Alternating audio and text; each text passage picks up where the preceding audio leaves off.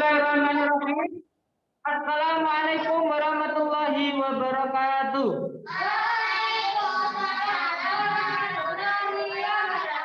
Waalaikumsalam warahmatullahi wabarakatuh. Kita awali pembelajaran Ismuba pada kesempatan pagi menjelang siang hari ini dengan bacaan basmalah bersama-sama.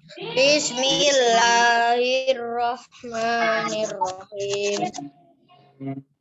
Baik, untuk kalian semuanya, baik yang ada di rumah maupun yang ada di kelas, hari ini pertemuan terakhir untuk pembelajaran Ismuba, khususnya mata pelajaran Al-Islam. Ya, hari ini Al-Islam. Minggu depan di pertemuan Ismuba selanjutnya kita akan belajar bahasa Arab dan kemuhammadiyahan. Baik, untuk anakku silakan bisa dibuka buku BBD. Halaman Ya. berapa? Halaman berapa, Gus? Buku BBD halaman 100. Halaman 46.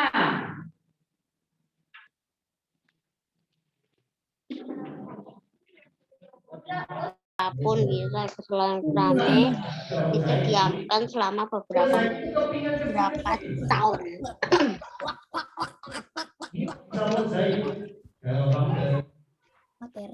Tuker. Gimana sih? Pixel. Udah pixel.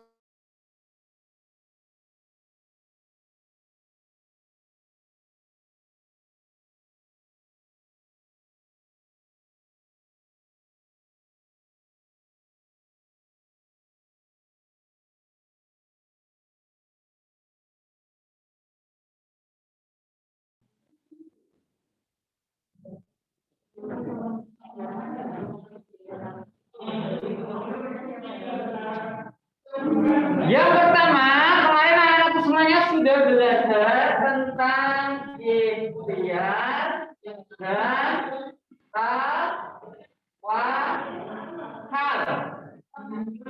Selanjutnya, anak-anak semuanya akan belajar tentang pemaaf dan toleransi.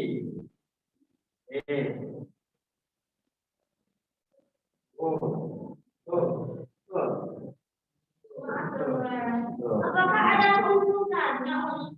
Ya, ada dong. Sama-sama seperti tidak sama-sama di tempat.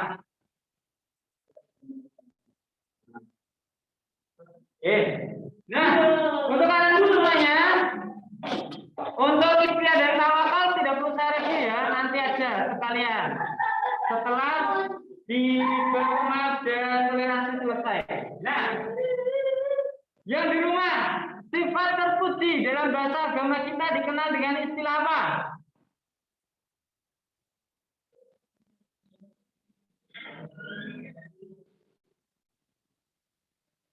Ayo. Akhlak apa, nak? Akhlak terpuji itu akhlak apa? Mas Tara? Ayo. Mas muda apa Mas Muma? Nah, sekarang menjawab. Mas muda Muma? Majmuma. Yeay. Terbalik ya Mas Tara ya, terbalik. Akhlak terpuji itu adalah akhlak mahmudah. Mahmudah. Oke. Tentang pemaaf dan toleransi. Ya, pemaaf. Insya Allah ini istilah ini sudah tidak asing ya di telinga anak semuanya. Yang tidak bawa buku tadi siapa? Di depan sini saya, pinjam buku. Nah. Oke, tentang pemaaf. Istilah ini sudah tidak asing di telinga kita. Sering kita dengar istilah maaf, pemaaf. Apa itu pemaaf? Mbak Anissa, bisa dibacakan Mbak Anissa pengertian pemaaf.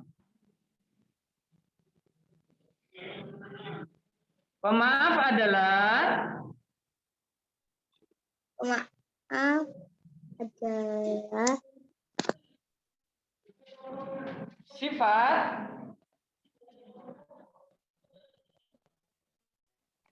pemaaf adalah sifat memberi maaf pada kesalahan orang lain tanpa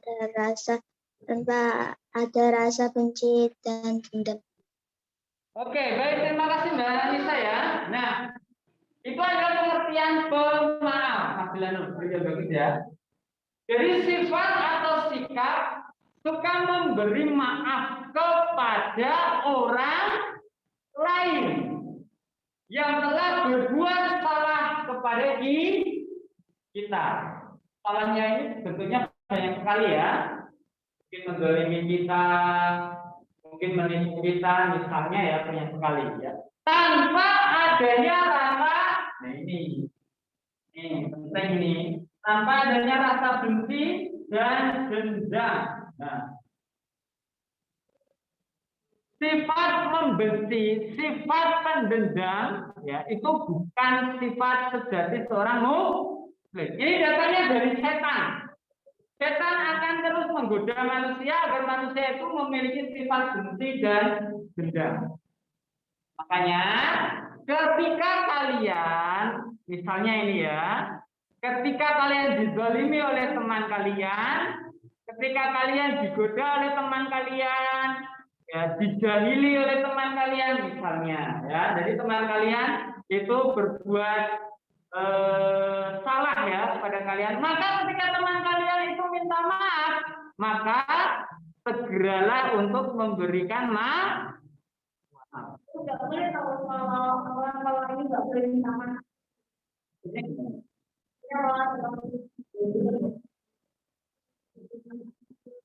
Ya, oh kalau ada temannya suka jahilin terus dia nggak mau minta maaf bagaimana? Lah itu juga bukan sifat sejati seorang muslim.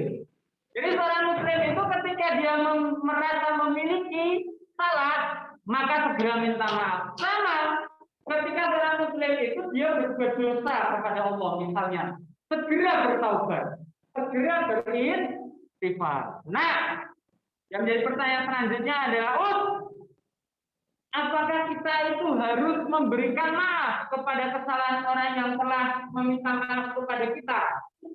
Jawabannya ya. Kenapa demikian? Oke.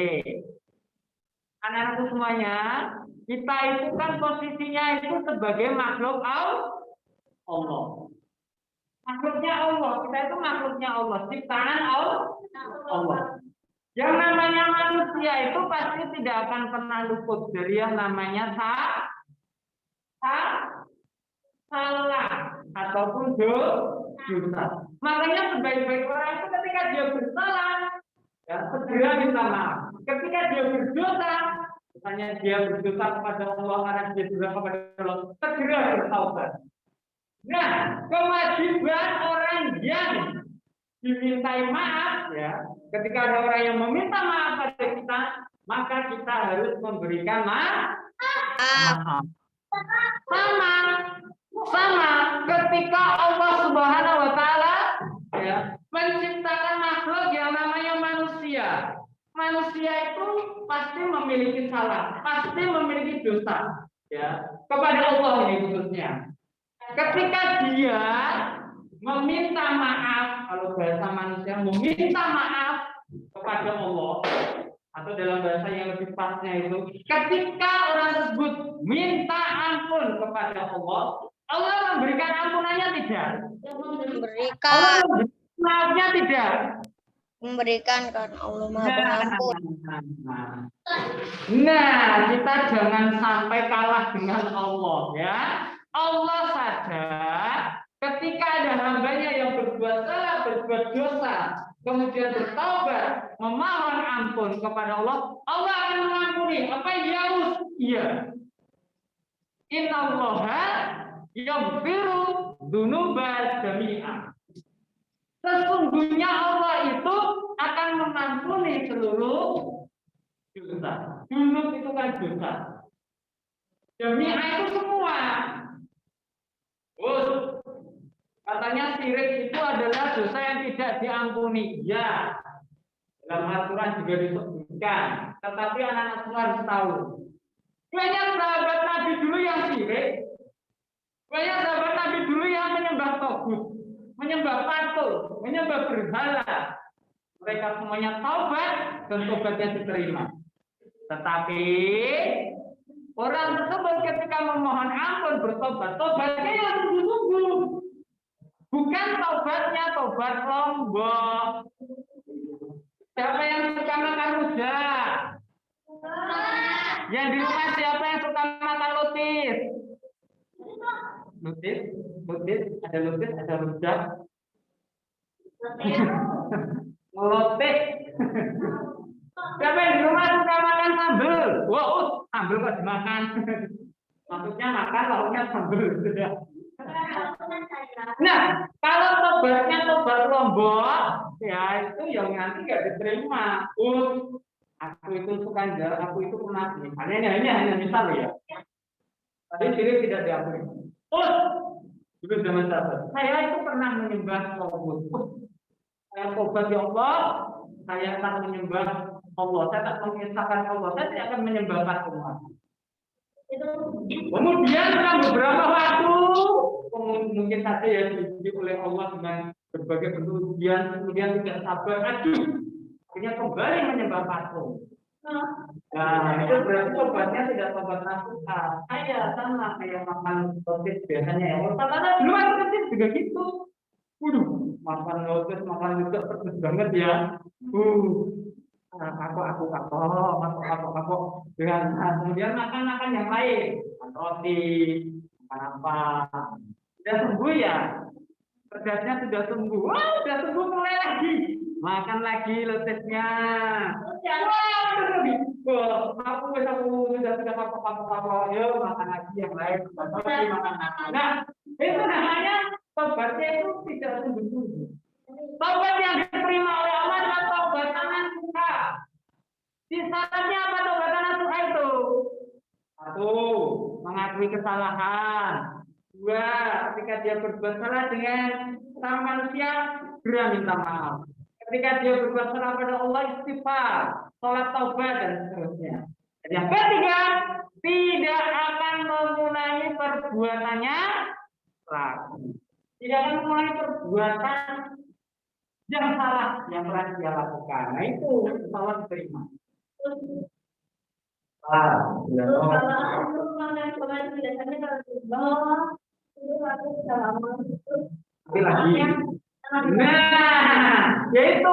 itu namanya kalau tobat itu tobat lombok, ya. Berhenti sejenak nanti kurangi lagi. Nah, itu nggak boleh. Tapi kalau makan komen itu boleh ya, berhenti nanti kurangi lagi boleh.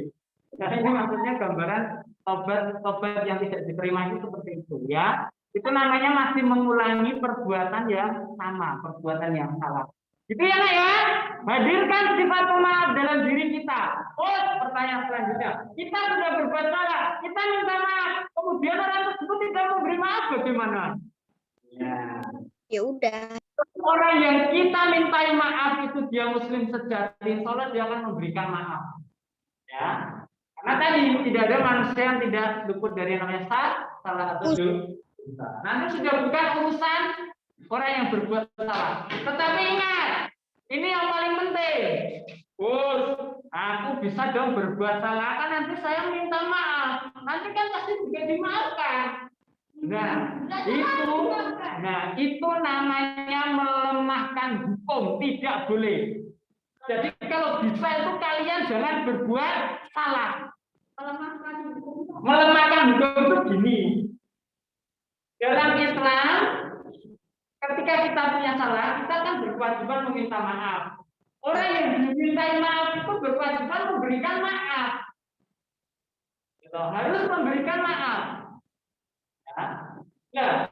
Terus kemudian karena kamu tahu, orang muslim itu kan ketika orang muslim itu kita, misalnya kita dolimi, kita hina, terus nanti kita maaf, nanti kita kan juga diberikan maaf. Ya sudah, aku tak meletik-letik aja, aku tak menghina orang, aku tak suka mendolimi orang, nanti habis itu saya tak minta maaf.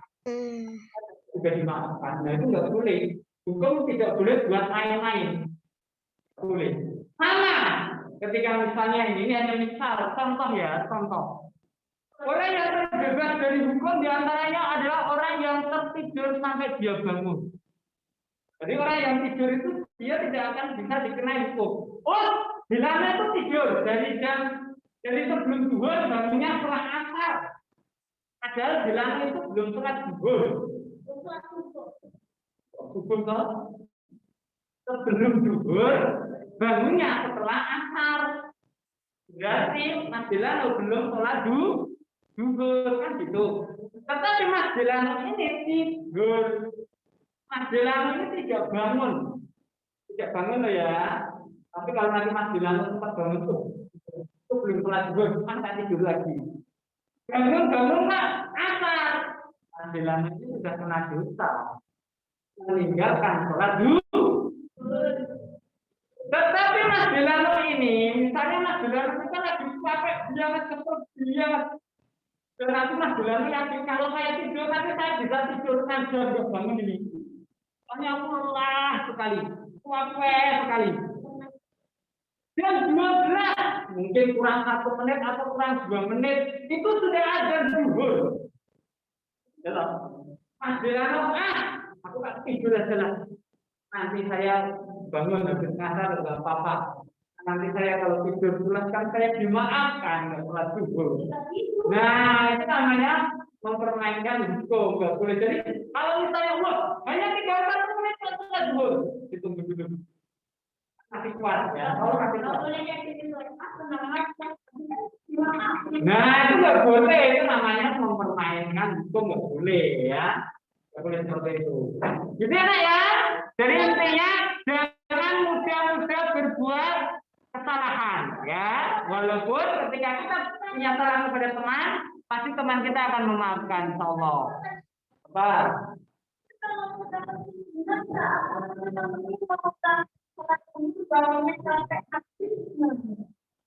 Ya nggak apa-apa, berarti kalian sudah saya sampaikan tadi. Orang yang tertidur sampai dia bangun itu bebas hukum. Kami tidak sholat tidak apa-apa, tetapi syaratnya benar-benar tidur dan tidak bangun. Dan sama, kamu tahu istilah ngiler? Ngiler itu bangun sebentar, terus tidur lagi dulu. Kamu bangun di tengah jalan, tidur terus bangun.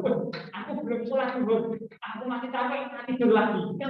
Nah itu ya nggak boleh. Akhirnya maghrib baru bangun. Loh. Kalau ingat belum zuhur sudah zuhur. Itu ya. Nah, oke. Oh, tentang pemaaf itu diterangkan dalam surat apa, Us? Itu ada Al-Araf atau apa? Surat Al-Araf ayat 99. Kemudian apa waktu? Bil urfi wa anil jahili. Kata kuncinya di abba.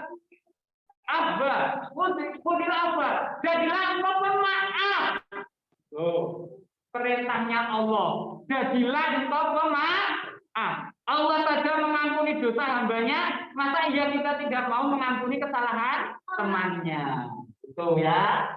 Kemudian ada manfaat pemaaf. Nah, manfaat pemaaf nanti dibaca-baca sendiri ya di rumah ya. Manfaat pemaaf itu intinya adalah pernyataan yang baik. Misalnya disayang Allah, banyak teman, itu kan. Kemudian menghindari permusuhan dan lain sebagainya. Ya, itu adalah manfaat sifat pemaaf. Dan yang terakhir, Rasulullah itu punya sifat pemaaf gak, Nah, ayo. Tunjukkan sifat Rasulullah yang menunjukkan sifat pemaaf. Perilaku Rasulullah yang menunjukkan sifat pemaaf. Sudah ada yang pernah mendengar ceritanya bagaimana Nabi Muhammad pernah memaafkan seseorang? Yang ini yang dari Muhammad. Mantap sekali. Di situ sudah Ustaz cantumkan sedikit cerita ya. Detailnya Ustaz sampaikan. Nah, tolong pembelajaran sifat terpuji ini yang paling penting ya. Tujuannya itu adalah anak-anakku semuanya itu bisa menunjukkan perilaku sifat terpuji dalam kehidupan sehari-hari, ya. Kalian bisa meneladani bagaimana sifat terpuji Nabi Muhammad. Salah satunya adalah pemaaf. Pernah suatu ketika Nabi Muhammad itu dizalimi oleh seseorang, dan Ustaz Anto yakin kalian tidak akan pernah mengalami apa yang pernah dialami oleh Nabi Muhammad SAW. Oh, nah, sebentar. Ini harus diklarifikasi dulu. Kenapa ada orang meludahi kita kan gitu. Nah, dulu suatu ketika Nabi Muhammad SAW itu sering mendatangi Ka'bah, ya, karena mungkin untuk beribadah dan lain sebagainya. Nabi Muhammad SAW itu selalu berjalan pada jalan yang sama ketika mendatangi Ka'bah, sama ketika kalian mungkin berangkat dari rumah ke sekolah. Aku berangkat dari rumah ke sekolah jalannya beda-beda Pak Ud. Ya. Tapi barangkali ada yang sama ya. Mungkin yang rumahnya jauh. Saya lewat jalan tol. Yang rumahnya dekat. Saya cuma lewat rumahku cuma depan sekolah. Jadi saya tinggal menyeberang. Nah, itu ya. Nah, suatu ketika Nabi Muhammad ini kan berjalan. Kemudian Nabi Muhammad ini mendapatkan perlakuan yang kurang baik oleh salah seorang Yahudi. Orang Yahudi ini adalah turunan dari kaum kafir. Siapa yang menyuruh orang Yahudi tadi? Kaum kafir Quraisy, pimpinan kaum kafir Quraisy. Tidak ya, kalau nggak berjalan, ini berjalan. Nah, keluarga semua tahu bahwa Nabi Muhammad hadir di Mekah itu tidak langsung diterima. Ajarannya tidak langsung diterima. Bahkan Nabi Muhammad itu mendapatkan perlawanan, mendapatkan ejekan, mendapatkan cemoohan, mendapatkan hinaan. Bahkan kemungkinan sebelumnya Muhammad itu sempat akan dibunuh berkali-kali. Berkali-kali mau dibunuh tapi selalu selamat. Ya. Nah ini kalau kafir Quraisy itu kan ketika memberitahu pada Muhammad, ya Muhammad jangan berdakwah, Muhammad jangan menyebarkan Islam, Muhammad jangan mengajak orang menyembah Allah, Muhammad jangan melarang minum khamr, Muhammad jangan melarang dan tapi Muhammad tetap terus berdakwah. Nah, akhirnya kaum kafir Quraisy pimpinannya tadi meminta seseorang, Muhammad kita berani kayak merah, yang menyuruh salah seorang tokoh Yahudi untuk berbuat zalim kepada Nabi Muhammad. Apa yang dilakukan orang Yahudi tadi? Nah, orang Yahudi tadi selalu menunggu Nabi Muhammad SAW itu berjalan, ya, di jalan yang biasanya dilalui oleh Nabi Muhammad. Jadi selalu ditunggu di jalan itu. Nanti ketika Muhammad datang, nanti ketika Muhammad lewat, ayo silakan. Muhammad kamu perlakukan apapun terserah. Dan ketika itu Nabi Muhammad itu sering diludahi. Iya. Muhammad lewat. Tidak ini itu. Muhammad lewat. Dilempari kotoran unta. Muhammad lewat.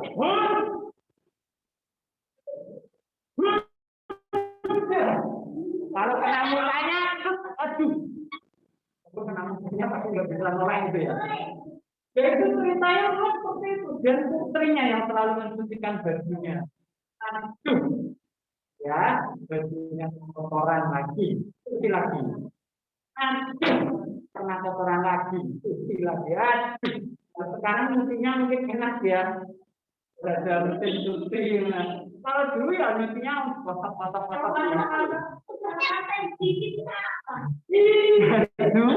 Baju kena kotoran unta. Kalau sekarang bajunya kena kotoran sapi. Terus kalian cuci, mau enggak?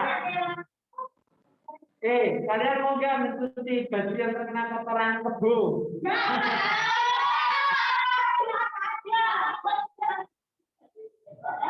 Nah, kalau putrinya Nabi Muhammad ya sudah tetap mau dong mencucikan. Nah, Muhammad seperti itu. Dizolimi terus. Itu tidak hanya berlangsung sehari 2 kali terus.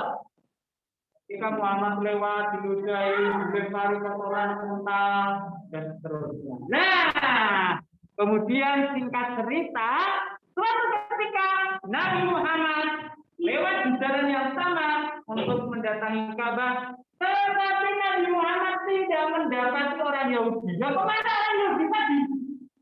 Tidak ada. Yang orang Yahudi yang biasanya meludahi saya kok nggak ada ya? Kok nggak melempari kotoran saya? Kemana itu? Singkat cerita, dicari informasi. Oh, didapati orang Yahudi tadi sakit. Apa yang dilakukan Nabi Muhammad? Mantap sekali. Muhammad itu ngasih orang Yahudi kok sakit. Akhirnya Muhammad berulang mencari makanan, Muhammad ke pasar beli sesuatu yang bisa untuk dibawa ke tempat orang Yahudi tadi. Ya, mendatangi orang Yahudi tadi, ketok pintu, tok. Kemudian buka pintunya, orang Yahudi tadi melihat Nabi Muhammad datang. Datang betul. Jadi mau wah, ini jangan-jangan Muhammad ini mau melolong saya ini, mau menasihati saya ini, mau mencaci maki. Tidak ada Muhammad mau menentangkan saya ini, karena saya sakit. Ternyata tidak. Muhammad justru menanyakan kabarnya. Sekarang bagaimana kabarmu? Bagaimana sakitnya? Bagaimana sekarang apakah sudah membaik? Orang yang kita kaget. Muhammad salah perhatian sama saya. Jika saya sakit itu belum ada orang yang menjemput saya. Pada termasuk kaum kafir Quraisy, pimpinan kaum kafir yang menyuruh saya pun belum menjemput saya. Kok Muhammad malah menjemput saya? Yang singkat cerita, Nabi Muhammad di situ mendoakan. Kemudian orang Yahudi tadi semakin tersentuh. Nabi Muhammad itu banyak baik sekali, seperti namanya terpuji. Dan sebenarnya terpuji sekali. Orang Yahudi tadi meminta maaf. Ya Muhammad, saya minta maaf atas kesalahan saya selalu menjadi melempari kamu kotoran, saya selalu menjadi saya mohon maaf, saya minta maaf. Kira-kira Muhammad memberikan maaf tidak? Memberikan. Ya, kalau sekarang berarti ya saya maaf. Maka akhirnya orang Yahudi tadi masuk Islam, karena ternyata ajaran Islam luar biasa sekali. Ada sifat pemaaf. Ini ajaran Islam. Besar apapun kesalahan orang, ketika dia minta maaf, ayo berikan maaf. Nah, tapi kita jangan sampai untuk berbuat salah. Itu yang terpenting ya, berusaha. Ketika kita berbuat salah tanpa sengaja, ayo segera kita minta maaf. Yang kedua, toleransi. Nah, toleransi ini singkat saja ya. Toleransi, mulai sudah kalian terima pelajaran ini di PPKN kalau ada. Toleransi itu kata kuncinya adalah kata kuncinya di mana? Suatu sikap saling menghormati, menghargai terhadap pandangan, pandangan, kemudian termasuk prinsip, ya, kemudian pendapat juga bisa ya. Intinya adalah menghargai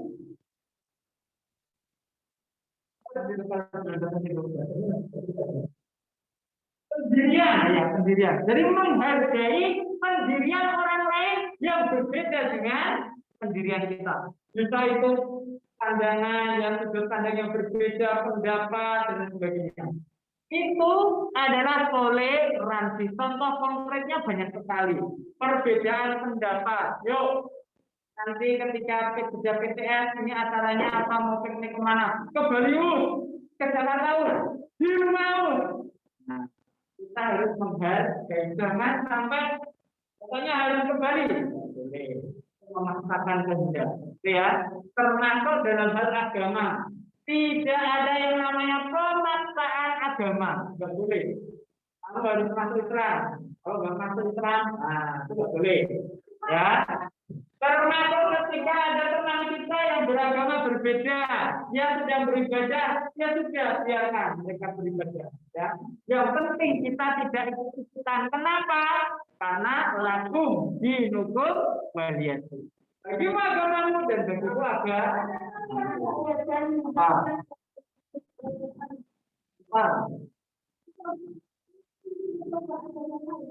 Oh, coba-coba tidak boleh. Kalau yang disuruh apa kita mencoba untuk masuk ke agama lain itu nggak boleh karena itu sudah dalam hal akidah, itu nggak boleh buat main-main. Ya, nggak boleh, nggak boleh, nggak boleh.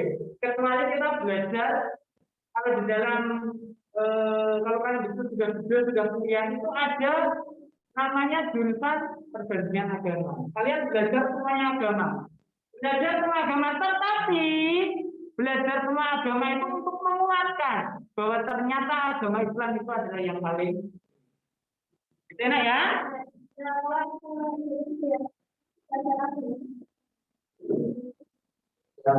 Ini nanti untuk reviewnya saya lanjutkan minggu depan ya, untuk review materi sebelumnya karena ini tidak selesai sebenarnya. Nah, maksudnya bagaimana toh belajar agama lain itu? Ya. Untuk pengetahuan dan untuk wacana. Sehingga kalian nanti akan tahu. Contoh, agama lain itu memiliki 3 Tuhan. Islam hanya 1 Tuhan. Oke, masih 2 menit ya. Kita fokusnya. Berapa nanti 2 menit lagi. Diperhatikan dulu. Dalam agama lain itu kok banyak sekali Tuhan. Dalam Islam hanya 1. Ya, Tuhan banyak. Tuhan itu 1 yang menciptakan, kemudian yang menjaga, kemudian yang menghancurkan atau memusnahkan. Nanti kalau Tuhannya lebih dari 1 malah bingung nanti. Nah, itulah ya. Oke. Kemudian kisah toleransi bisa kalian nanti cari di referensi banyak sekali. Salah satunya adalah isi dari Piagam Madinah. Ayo, sobek toh, kamu nggak bisa diam, betul. Nanti ada waktunya untuk pulang. Nah, di Piagam Madinah, apa Piagam Madinah itu? Perjanjian antara kaum muslimin dengan kaum non-muslim. Orang Yahudi ketika itu. Di mana? Di Madinah. Ketika itu Madinah Islam berjaya, tetapi ingat, ternyata di Madinah ada non-muslim. Diceritakan ada Yahudi, ada Nasrani. Apakah Yahudi dan Nasrani itu harus tunduk kepada umat Islam? Apakah harus dipaksa untuk masuk Islam? Apa harus dipaksa untuk mengikuti ajaran Islam? Tidak jawabannya. Hanya ada perjanjian Piagam Madinah. Salah satunya adalah bahwa kaum Yahudi berhak untuk mendapatkan keamanan, berhak untuk mendapatkan perdamaian, berhak untuk mendapatkan pertolongan, dan berhak untuk mendapatkan santunan dari kaum muslimin. Selama orang Yahudi tadi tidak menzalimi orang Muslim. Loh, Islam mengajarkan toleransi, hidup berdampingan dengan baik. Kecuali non-Muslim, Yahudi, Nasrani itu memerangi kita, baru tidak ada toleransi di situ. Kalau mereka sudah memerangi kita, mereka sudah mengadakan bencana senjata, maka kita tidak boleh diam. Al-Mustahamah, silakan bisa dibuka sekitar ayat 8. Kita harus melawan. Itu. Tetapi selama mereka itu tidak menzalimi kita, ya kita hidup secara damai. Baik, untuk anak-anak semuanya, demikian ya untuk pembelajaran Al-Islam pada kesempatan kali ini.